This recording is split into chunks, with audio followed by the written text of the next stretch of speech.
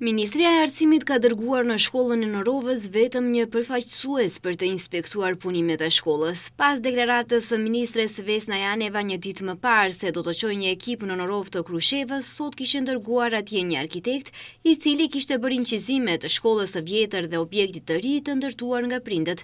Këtë e konfirmoi drejtoresha e shkollës qendrore Nikola Karev, Olivera Çavkarovska, e cila për TV Shenja tregoi se përfaqësuesi i ministrisë ishte nga sektori i investimeve kapitale, me të cilin tha se do të jenë në kontakt për hapat e mëtejshëm.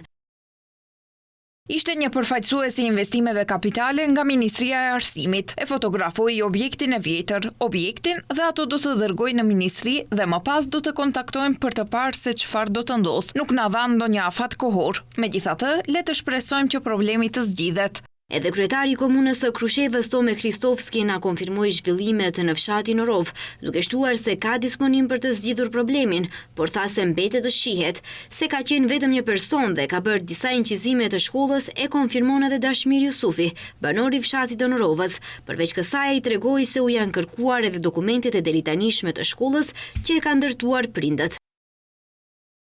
Normalisht kërkoj edhe disa dokumente çka kemi për gjatë ndërtimit çka kemi pas dokumente, ne i tregum ato çka i kishim, edhe u zotum edhe disa dokumente shtesë të cilat i kemi momentalisht në përdorim, edhe ato në kompletimin final kur do t'jenë, t'i dorëzojmë Ministrisë të Arsimit që të shohin për komplet mënyrën se si është bën ndërtimi.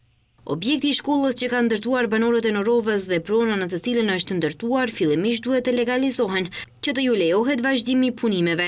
Për ironi të fatit, edhe objekti dhe prona në të cilën është shkolla e vjetër, edhe 75 vite pasi është ndërtuar, as ajo nuk ka pasur leje për ndërtim, por e njëjta nuk ka paraqitur problem për institucionet, ndërsa objektin e ri e konsiderojnë objekt ilegal.